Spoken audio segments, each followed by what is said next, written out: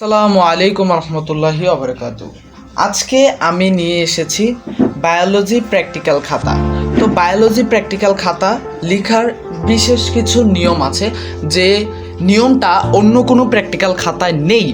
তবে প্রথমে আমরা এখানে যে নেম এবং এই জায়গার যেই পূরণীয় জিনিসগুলো রয়েছে সেগুলো পেন্সিল দ্বারা পূরণ করেছি, এবং তোমরা সেটাকে কলম দ্বারা পূরণ করবে ঠিক যখন তোমাদের প্র্যাকটিক্যাল খাতাটি সম্পূর্ণ শেষ হবে। তো এখানে দেখতে পাচ্ছি প্রথম পৃষ্ঠায় সে কিছু করেনি, এবং এখানে ইন্ডেক্স সে খালি রেখেছে। সে শ্রেণী শিক্ষক, অর্থাৎ তোমরা ইন্ডেক্সই পূরণ করবে শ্রেণী শিক্ষকের পরামর্শ অনুযায়ী। তারপরে দেখতে পাচ্ছি সে এখানে চিত্র এঁকেছে।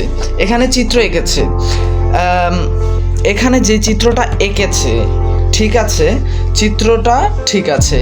তার এখানে name of the experiment, first of all এই থিংসটা ঠিক ছিল, এবং ডেটটাও ঠিক আছে, পেজ নাম্বারটাও ঠিক আছে, এবং চিত্রের ভিতরে একটা গ্লেজ বা সৌন্দর্য দেখতে পাচ্ছি, কারণ চিত্রটা পরিষ্কার এবং খুব সুন্দরভাবে আঁকা হয়েছে। তারপর এই পৃষ্ঠায় সে কিছুই লেখেনি, এবং পরবর্তী পৃষ্ঠায় সে তার বর্ণনাটি দিয়েছে। বর্ণনা দেওয়া শেষ এবং পরবর্তী পৃষ্ঠাটি সে খালি।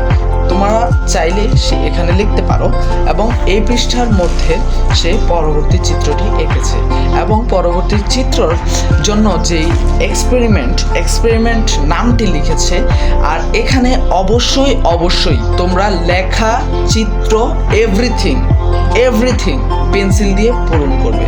এখানে ডেট, পেজ নং, এক্সপেরিমেন্ট নাম্বার। তবে এক্সপেরিমেন্ট নাম্বারটা তোমরা সম্পূর্ণ, অর্থাৎ ইন্ডেক্সের সাথে এক্সপেরিমেন্ট নাম্বারটা লিখবে সম্পূর্ণ প্র্যাকটিক্যাল করার পরবর্তী সময়, অর্থাৎ প্র্যাকটিক্যাল করা যখন শেষ তখন তোমরা এখানে এক্সপেরিমেন্ট নাম্বারটি ইনক্লুডিং করবে।